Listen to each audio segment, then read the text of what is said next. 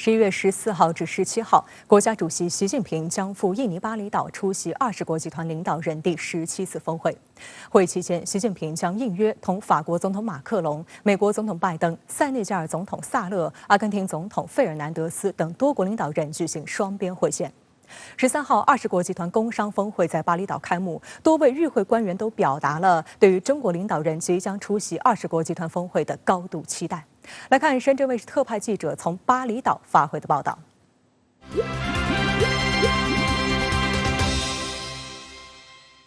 20国集团领导人峰会举行前夕，20国集团工商界峰会，也就是 B20，率先在印尼巴厘岛拉开帷幕。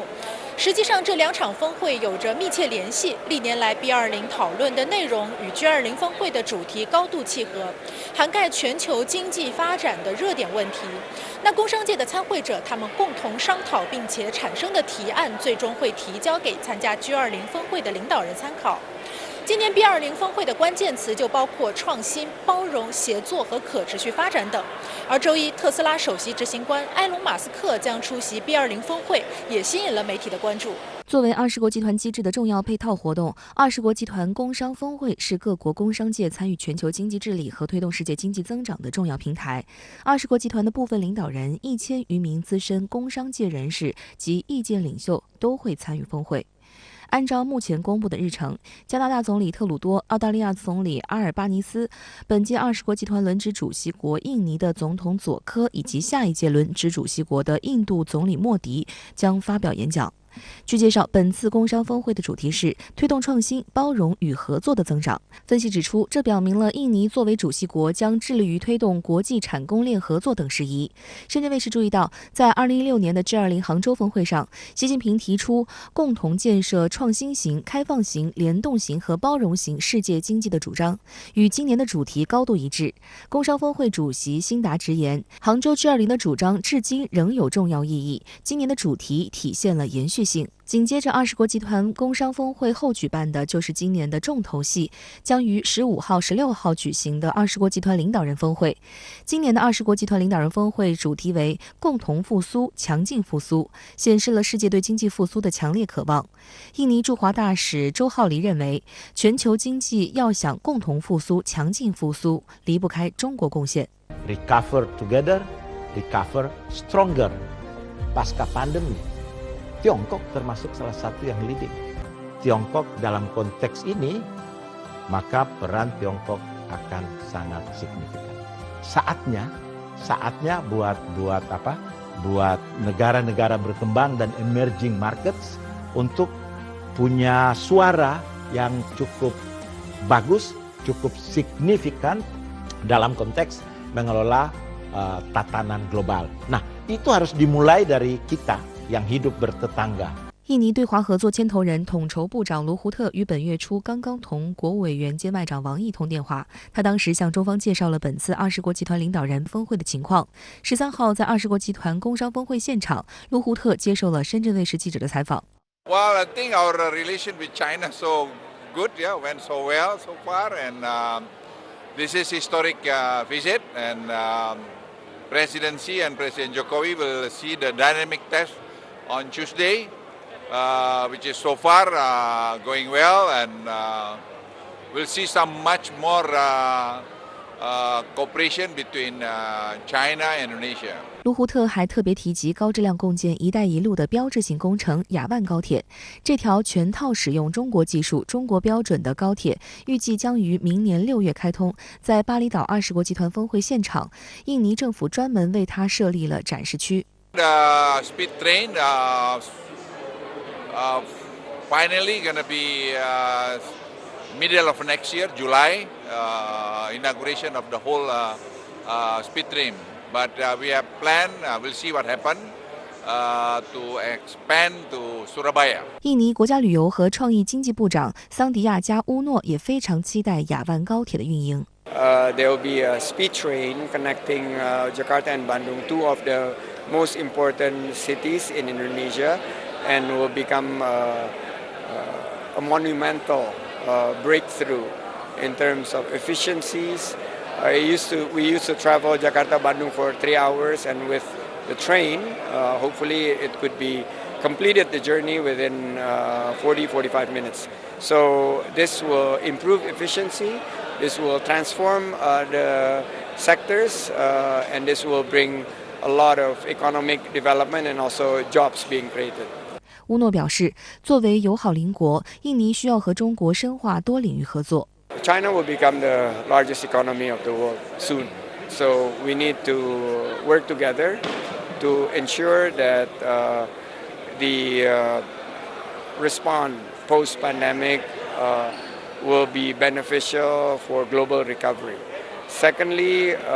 we also need China's not only investments but also technology and infrastructure know-how in terms of developing economies in other parts of the world.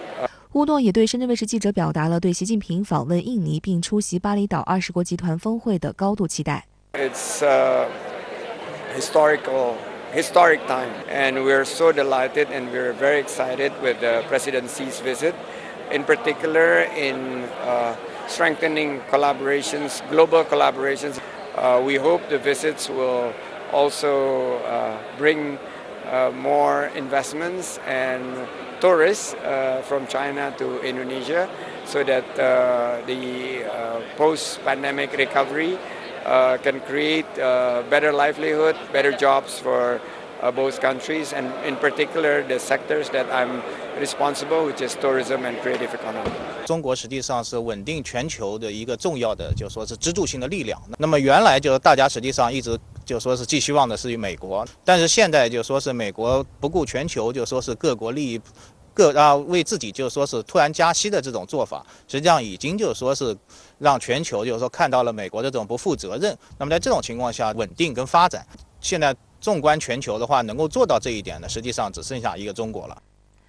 全球媒体高度关注中美领导人在巴厘岛的会晤，这将是拜登上台以来两国元首首次线下会晤。由于拜登所在的民主党刚刚在美国中期选举中保住了一定的优势，外界认为这意味着美方的对华政策不会有大的改变。美国总统拜登9号在出发前往亚洲之前表示，这次与中国领导人会面的重点是与中国设定合理的预期，美国寻求的是与中国的竞争关系，而不是冲突。他还表示，将在会晤中分别阐明各自的关注的红线问题，并讨论如何管控分歧。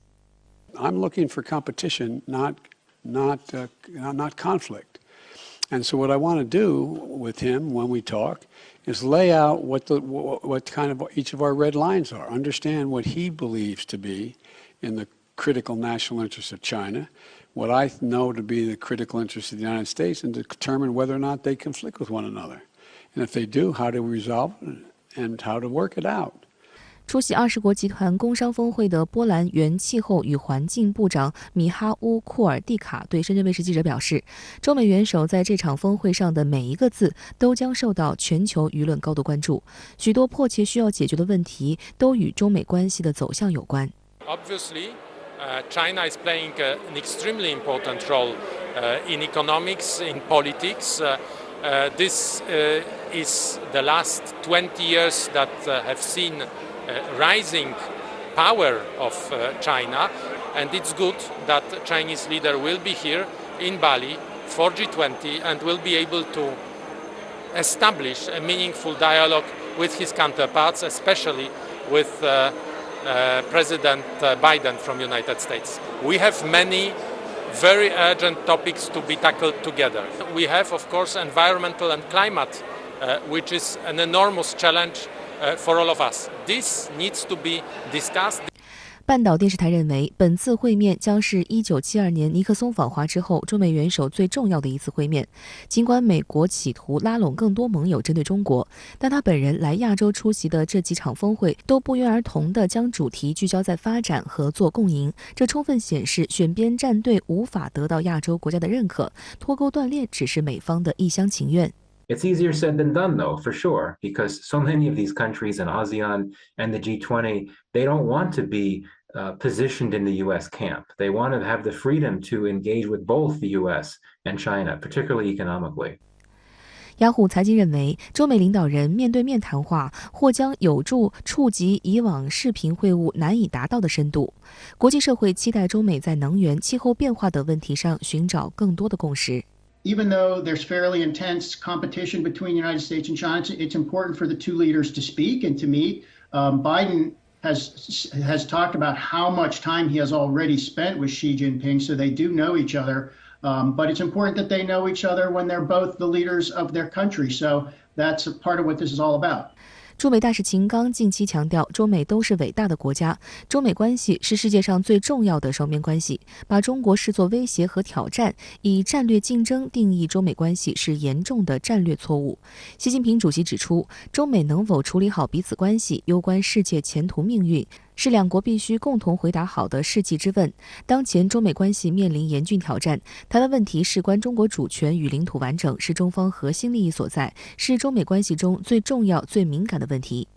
美国《纽约时报》分析称，拜登的对台政策是近些年来的美国总统中最为冒进的，他自己将其形容为直接和坦诚，但中方告诉拜登，玩火者必自焚。该报指出，自拜登上任以来，他与习近平进行了5次会谈，另一方面又采取多项企图制约中国提升科技和军事水平的政策。不过，拜登日前仍在反复强调，希望与中方合作，阻止两国关系继续走低。中国最高领导人在中共20大胜利召开后，首次出席多边峰会，受到国际社会非常高的关注度。来看深圳卫视特派记者邱倩怡从印尼巴厘岛发回的观察。作为 G20 框架最重要的组成部分之一 ，B20 峰会13号开始，一连2天在印尼巴厘岛举行。实际上 ，B20 的成立之初，目的是各国的工商界代表共同应对2008年的国际金融危机。如今呢，已经发展成了全球工商界知名人士参与的全球经济治理的一个重要平台。印尼巴厘岛 B20 峰会呢，将举办15场关于全球经济最热点问题的专题讨论，聚焦创新、包容、协作和可持续发展。这与中方推进的中国特色大国外交思想高度契合。那除了工商界代表 ，B20 峰会也聚集各国官员，这样的高级别论坛也显示出了20国集团广泛的代表性和包容性。因此 ，G20 可以说是最受重视的全球治理议事框架之一。也正因为如此，中国最高领导人将亲临 G20 峰会现场，备受国际社会的关注。那从昨晚抵达巴厘岛机场之后，我就已经感受到了这里和几年前相比有巨大的变化，机场更加的现代化。这样的发展速度呢，也让人感受到发展中国家巨大的潜力。而今天报道 B20 峰会的一个直观感受是，这里除了各国领导人、工商界领袖之外，也聚集了国际的主流媒体，大家都想到这场峰会来感知未来的经济复苏之道。巴厘岛 G20 峰会的主题是 Recover Together, Recover Stronger。我想这也释放了主办方印尼最想表达的信号，那就是排除障碍，发展经济。我今天采访的多位官员也不约而同地主动提及全球携手共同复苏，那其中不能忽视的就是中国在其中的作用。明天，中国国家主席习近平即将来到巴厘岛，并将出席周2、周32天举行的 G20 领导人峰会。我和我的同事呢，也将继续在巴厘岛发回大国外交一线的报道。谢谢倩怡。当地时间13号上午，国务院总理李克强在柬埔寨金边出席第17届东亚峰会，东盟国家以及美、日、韩、澳、新、印、俄等国领导人或代表出席。与会领导人表示，地区国家应当保持团结一致，坚持相互尊重，开展对话合作，践行开放包容的多边主义，维护共同利益，应对共同挑战，构建和平、和谐、繁荣的东亚地区。来看深圳卫视记者从柬埔寨金边发回的报道。李克强在出席第17届东亚峰会时表示，当前国际形势错综复杂，地区人民要和平谋发展的呼声更加强烈，地区国家应坚持相互尊重，深化互利合作，携手应对风险挑战。李克强提出3点倡议：一是坚持战略对话，开展建设性互动，促进地区国家对话协商，增进互信，妥处分歧，不应脱钩，更不能走向对抗。2是坚持互利合作，携手应对风险挑战，实施好区域全面经济伙伴关系协定，维护产业链、供应链安全稳定畅通和能源粮食安全，共同应对气候变化和生态环境挑战。3是坚持东盟中心地位，构建包容性区域架构，东盟中心地位不能动摇，中方支持维护东盟团结与合作。李克强表示，中方主张维护南海和平稳定和航道畅通，愿根据南海各方行为宣言精神和包括联合国海洋法公约在内的国际法原则，按照协商一致原则，加快推进南海行为准则磋商，同东盟国家一道把南海建设成为和平、友谊和合作之海。李克强强调，中国坚持走和平发展道路，坚定奉行互利共赢的开放战略，愿同各方一道加强对话合作，共建东亚美好家园，共同维护世界和平与繁荣。随着柬埔寨首相洪森把象征东盟轮值主席国身份的木锤移交给了印度尼西亚总统佐科，第40届和第41届东盟峰会及系列会议在柬埔寨首都金边落下帷幕。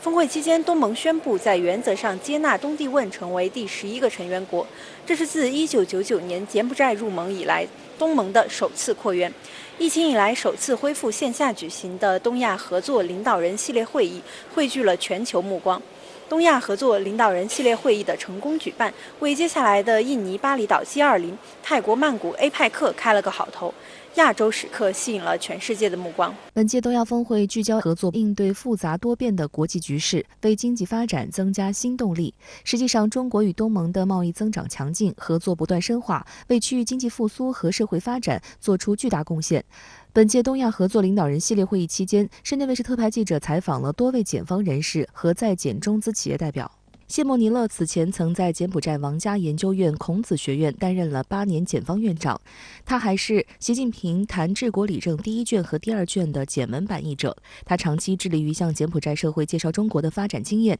他对深圳卫视表示，特别关注李克强前几天出席通车仪式的连接金边和西哈努克港的高速公路。京港高速是中柬共建“一带一路”重点项目。谢莫尼勒对深圳卫视表示，京港高速开通后，从金边到西港的出行时间由原来的超过5小时缩短至不到2小时。各个国家的发展的都是各个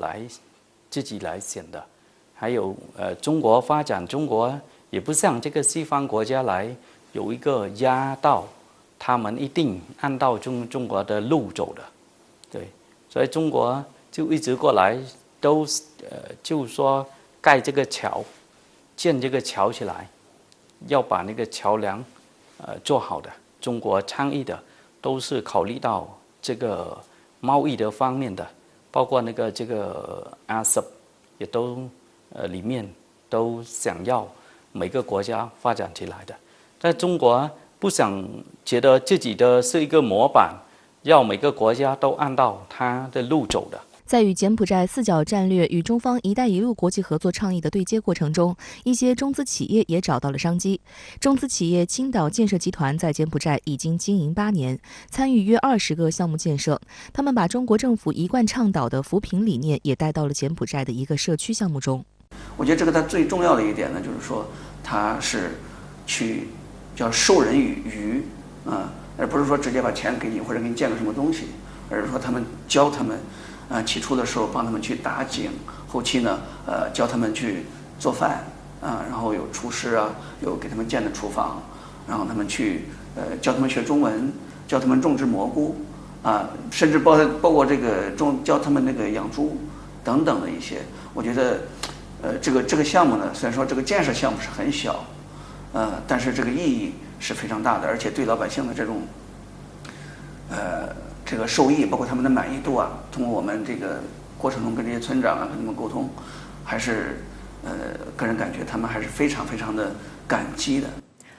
美国总统拜登在金边出席美国与东盟峰会，双方宣布将关系升级为全面战略伙伴关系。拜登形容这是双方迈出合作的关键一步，展现出美国对印太地区和东盟主导的地区架构的重视。峰会期间传出美国民主党在中期选举中赢得参议院的消息，拜登对这一结果感到非常满意。外界关注，在没有了中期选举的压力下，接下来2年拜登政府的外交政策是否会发生改变？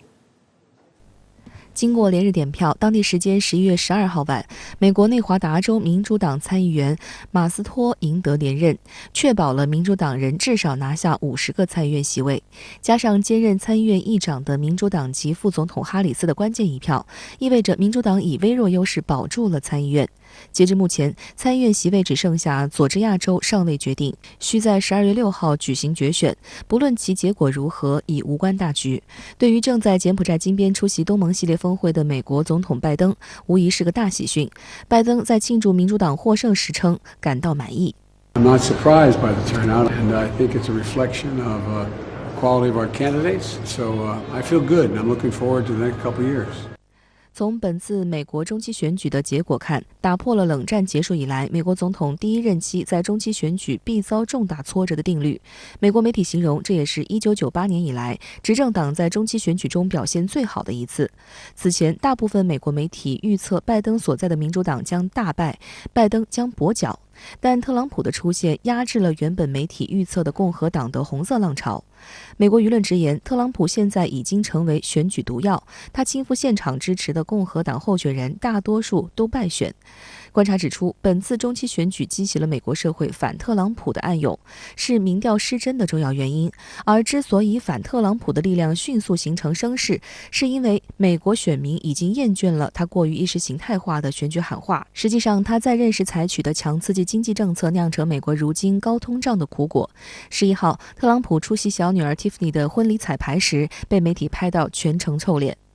12号，拜登在柬埔寨金边出席美国东盟峰会时强调自己重视与东盟关系。他说，这是今年5月在华盛顿举行的特别峰会后自己与东盟领导人的再次见面，也是自己任期内第3次参加美国东盟峰会。拜登说，这体现了美国对于东盟的重要性，以及对东盟中心地位的承诺。东盟中心地位指的是区内国家维护东盟权威的架构，而美国长期以霸权主义凌驾于东盟中心地位之上，遭到东盟国家的不满。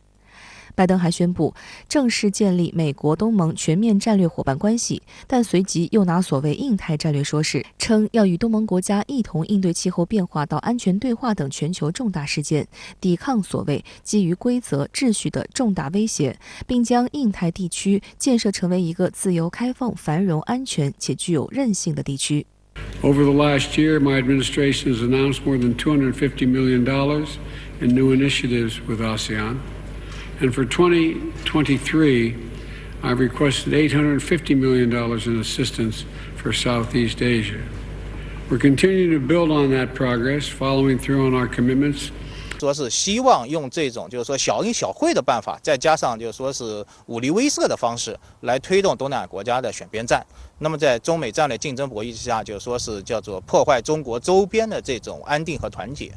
那么这是美国就是说是从今年以来对东南亚外交持续发力的一个就是说是重要的原因。实际上，拿不出实际的牛肉是美国在东盟逐渐丧失人心的主要原因之一。吝啬是东盟国家舆论对美国的主要观感。例如，今年5月华盛顿举行的美国东盟特别峰会上，拜登仅宣布提供1.5亿美元的援助资金。最近，美国前陆军副参谋长杰克·基恩在接受福克斯电视台采访时承认，美国在乌克兰战场上投资了区660亿美元，就得到了一个跟俄罗斯开战的乌克兰。此言一出，美国舆论哗然，东盟舆论更加哗然。除了吝啬，即使是宣称重视东盟的拜登，在外人眼中看来也不乏傲慢之举。例如，刚刚提到的美国东盟特别峰会，原本是美国单方面宣布于3月举办，竟然没有事先知会东盟国家，这让几乎所有东盟国家都拒绝出席。最后，会期拖延至5月，而在5月峰会召开时，拜登竟然以很忙为由，没有安排任何双边会见。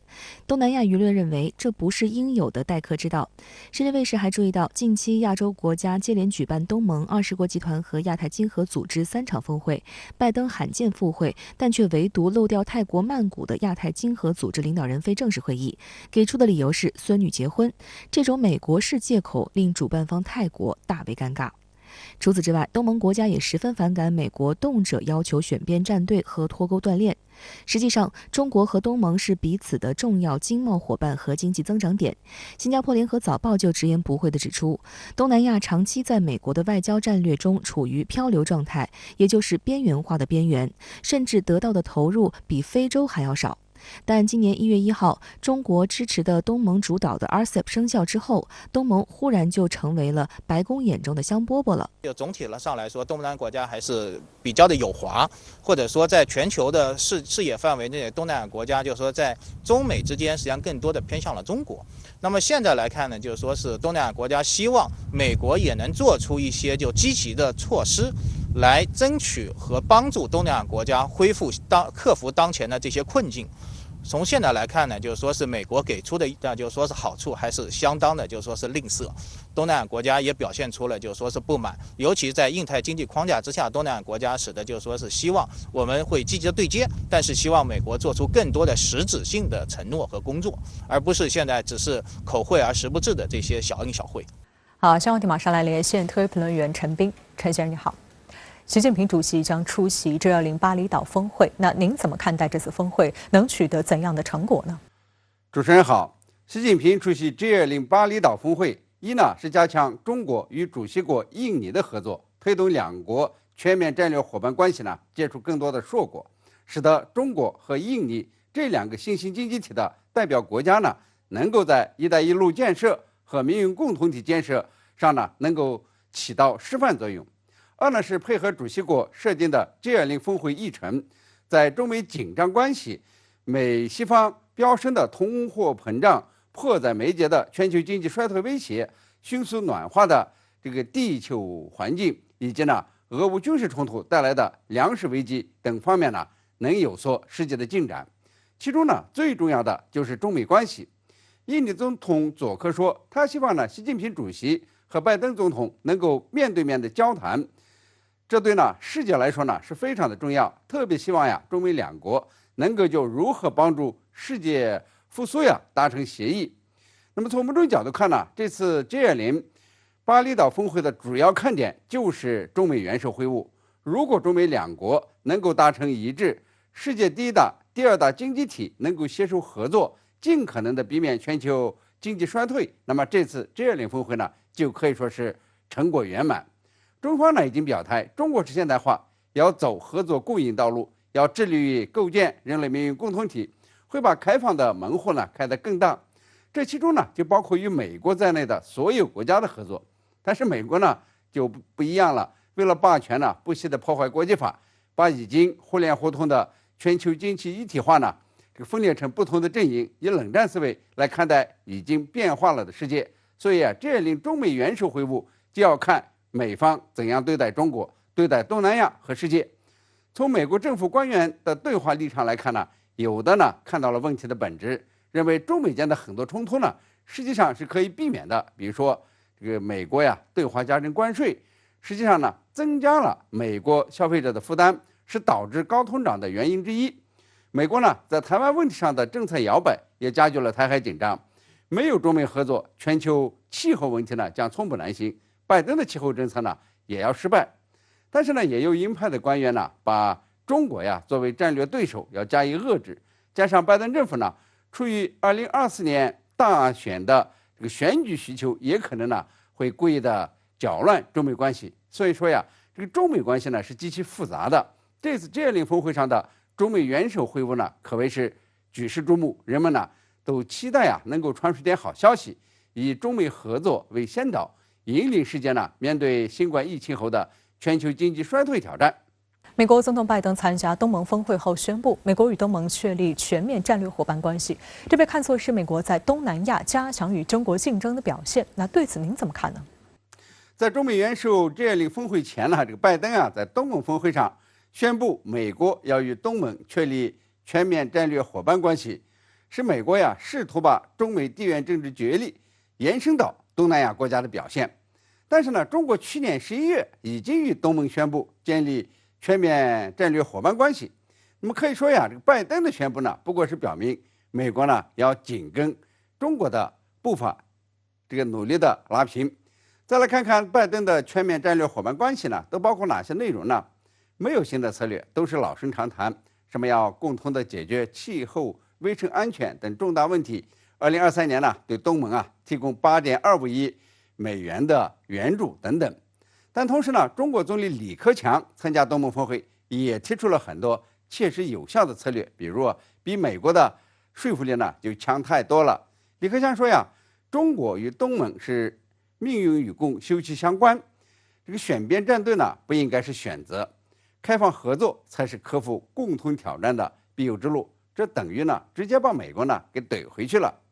美国呢，分化东南亚的抓手就是南海争端，试图把呢与中国有争端的国家拉到美国一边，而中国呢，则高度评价南海行为准则磋商取得的积极进展。中国呢，能够与相关国家妥善处理好南海问题，等于呢把美国见缝插针的那个缝啊给堵死了。那么在经贸合作领域啊，中国与东盟的成果呢，可以把美国与东盟的合作呀甩出几条街。疫情近3年来呢，中国东盟贸易是逆势增长，已经呢互为最大贸易伙伴。李克强进而提出要设立中国东盟共同发展专项贷款，加大疫后这个复苏的合作，并且支持东盟呢基建、能源项目的投资，提高这个通关效率，建设公共卫生科技合作中心，以及呢未来3年为东盟国家这个培训1000名数字人才。那么比较一下中美两国呀对东盟的贡献，就知道呢中国是远胜过美国。所以说呀，美国呢要东南亚国家在中美间选边站，那是门都没有。好，谢谢陈斌先生在线和我们分享您的观点。谢谢。随着俄军从乌南部赫尔松市撤出，乌克兰武装部队进驻，俄乌局势迎来转变。有分析认为，俄方弃守赫尔松市是出于战略考量，或许是想在马上到来的冬季为可能的谈判留有余地。与此同时，正在柬埔寨举行的东亚峰会，由于俄乌外长齐齐出席，外界也高度关注俄乌和谈是否有望重启。东亚峰会于当地时间13号在柬埔寨首都金边举行。前一天刚刚把柬埔寨叫成哥伦比亚的美国总统拜登再次成为媒体焦点。他在东亚峰会上让与会各国领导人等了足足半个多小时。俄外交部发言人扎哈罗娃当天在社交媒体上发布的一张俄外长拉夫罗夫与美国总统拜登的同框图引起外界关注。扎哈罗娃还揶揄道，东亚峰会在拜登缺席的情况下在柬埔寨开幕。事实上，乌克兰外长库列巴同样出席当天的峰会，这也让俄乌冲突成为会场的潜在议题之一。联合国秘书长古特雷斯与东盟国家领导人举行会议后，就在记者会上呼吁俄乌双方应尽快和谈。It is very important to create the conditions for progressively dialogue to be established and progressively to start looking into a future where peace will prevail. 库列巴在此前一天的记者会上也曾释放信号称，乌克兰不反对谈判，而且也正在考虑与俄罗斯外长拉夫罗夫会晤的可能性，但前提是俄方提出会面建议。不过，截至峰会尾声，俄方并没有提出会面要求。Ukraine does not speak against negotiations. Ukraine speaks for fair negotiations in good faith with a country that will accept a very simple reality, that territorial integrity of Ukraine is not something that can be discussed or become a subject of concessions. Every square inch of Ukrainian land will be liberated. But I said that every war ends with diplomacy. Russia has to approach talks in good faith. 针对与俄罗斯谈判，乌克兰近期的态度有所改变。俄乌冲突持续近9个月，俄方自10月底以来频频释放出谈判信号，但乌方反应却相对冷淡。总统泽连斯基更曾签署法令，明确拒绝与普京谈判。不过，泽连斯基后来口风有所松动，称乌克兰愿意开启对话，条件是俄方能够做到恢复领土完整、尊重联合国宪章、赔偿战争造成的所有损失，惩罚每一个战犯，并保证不再发生这种情况。乌克兰真理报12号的报道揭示了乌克兰态度转变的部分原因。俄乌谈判乌克兰代表团团长阿拉哈米亚认为，乌克兰可能于2023年下半年恢复与俄罗斯和谈，理由是谈判将在美国新的选举周期开始工作时。俄罗斯联邦委员会国际事务委员会成员采科夫当天也对塔斯社表示，俄乌和谈一定会举行，但何时举行取决于美国和欧盟等乌克兰的西方伙伴，他们必须停止进一步挑起冲突。由此不难看出，尽管美乌外长13号在柬埔寨会面后，美国国务卿布林肯宣称乌克兰将决定与俄罗斯之间的谈判时间和内容，但实际上美方一直深刻影响着和谈进程。俄美关系没有松动之前，俄乌谈判实际上的前景是较为渺茫的，因为美国现在已经成为乌克兰外交和安全上的最大的这个所谓的盟友。美国对于乌克兰局势以及俄乌冲突的这种影响力，已经远超于一般国家。那么，如果没有美国的这样一种推动的话，乌克兰自身对俄开放对话的这种意愿并不强烈。美国有线电视新闻网和《纽约时报》日前爆料，就目前是否通过谈判解决俄乌冲突问题，美国政府内部出现了分歧。在一场有关乌克兰危机的内部讨论中，美国参谋长联席会议主席马克·米莱敦促进行谈判。他认为，乌克兰在冬季到来之前已经在战场上取得了一些预期成果，因此应努力在谈判桌上对此进行巩固。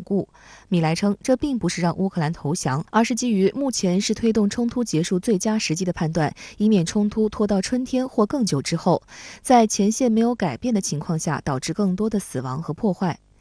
美国媒体还披露，以美国国务卿布林肯、美国总统国家安全事务助理沙利文为代表的官员则坚持认为，俄乌双方并没有准备好谈判，此时选择让乌克兰和谈、暂停战斗，会给俄罗斯留下机会，因此他们都不赞成现在推动谈判。美国有线电视新闻网犀利地指出，美国务院与五角大楼的立场截然相反，形成了一种奇特局面，即军方高层比美国外交官更热衷于推动外交。好，相关题马上来连线特约评论员吴卫。吴先生你好。国际外交舞台迎来了亚洲时刻，此时俄罗斯与乌克兰的外长同在柬埔寨出席东亚峰会。那您如何展望两国外长的互动？俄乌双方会在亚洲时刻打开和谈的话匣子吗？是的，同迪。无论是柬埔寨的东亚峰会，还是即将在印尼召开的 G20 峰会，国际舆论都热切盼望俄乌冲突能够借此机会迎来和谈契机。俄乌双方国家元首先后就是否出席 G20 峰会展开了一轮激烈博弈，最终结果是普京与泽连斯基谁都不来了，一把手不露面，聚光灯自然就照向了带军出使的外长身上。但是我个人不太看好俄乌双方会在亚洲时刻迎来什么破冰之举，即便双方外长见面了，和谈也不会有太多实质性的进展。我的理由有三。首先，俄乌冲突的战场局势并未迎来全局性的变动。俄军前几天宣布从赫尔松市撤军，看似为俄乌双方谈判提供了一个新的契机，但在我看来，这个战术退却动作却非常可能导致基辅方面产生得陇望蜀的战略错觉。若换位思考，何不乘胜追击，顺势收复了东乌全部领土呢？泽连斯基前几天在推特上与马克龙互动时就明确提出，他说要让乌克兰的旗帜飘扬在每一个乌克兰城镇和村庄上空。也就是说，即便俄罗斯方面摆出了想要谈、可以谈的姿态，基辅方面也不会轻易接茬。其次，俄乌冲突的谈判主导权，起码是乌方一侧的主导权，并不完全在基辅政权手中，很大程度上取决于美西方势力的战略抉择。事实上，从今年2月开始无论战事顺利还是不顺利，俄罗斯就多次表露出过谈判的意向，甚至俄乌双方外交人员都在白俄罗斯进行过数轮接洽，但最终的结果是怎样，大家也都看到了。美西方以断供相要挟遥控基辅政权死战到底。参与谈判的乌方高层命丧基辅街头，此事发出的信号足以震慑那些对和谈心存妄念的基辅势力。从此，双方谈判的大门紧闭，一转眼就是大半年。再者，对于俄乌双方来说，此刻谈判双方抛出的条件恐怕是一个很难取得共识的假生饭。这很大程度上源于俄乌双方对这场局部冲突的性质在判断上存在很大的分歧。在基辅方面看来，这是一场退无可退的卫国战争。倘若在谈判桌上承认东乌4州的政治现状，那么凝聚起来的抵抗意志会土崩瓦解。在莫斯科方面看来，这是一场为帝国门户清扫出缓冲区的触底反弹。倘若将收入囊中的东乌4州拱手相让，此前付出的一切代价都会变成竹篮打水一场空。某种意义上看，战场上进攻受挫带来的反对声浪远没有放弃赫尔松那般巨大。莫斯科方面断然不会轻易松口。因此，我认为俄乌双方和谈的真正契机远没有到来。一方面，俄乌战场动能远没有消耗殆尽，交战双方一刻未停地为下一次大规模军事行动积蓄力量。另一方面，俄乌两国的政治氛围、舆论生态也不允许外交妥协的出现。更主要的方面在于，俄乌冲突的本质是俄罗斯与整个西方阵营的对抗。当所有人都在往火堆里添柴的时候，怎么可能认为这把火烧不久了呢？很遗憾，事实就是如此。您刚刚提到，俄乌冲突的战场局势并未迎来全局性的变动。那即便在俄军撤出赫尔松市之后，您也坚持这个判断吗？那在您看来，怎样的变动才会造成俄乌战场上出现重大战略转变呢？是的，这个问题还是很关键的，它直接决定俄乌双方谈判的大门什么时候重开，朝着什么方向开启。我之所以敢于坚持这个判断，源于此前普京换帅，索洛维金走上俄军总指挥的位子。当时我预测俄军将会更加务实，一改此前碍于政治因素频频做出军事冒险的冒进风格。事实上，俄军撤出赫尔松市是一个再务实不过的军事决策。索洛维金接过指挥棒之后，曾经接受过俄媒的专访。那么在那次谈话中，他已经对赫尔松的撤军做出过预期管理。在此前的节目中，我曾对赫尔松市的地理位置与战场条件有过详细描述。一言以蔽之，俄军仅依靠第聂伯河上3座桥提供补给，试图坚守赫尔松这座城市。但是在过去的几个月战斗中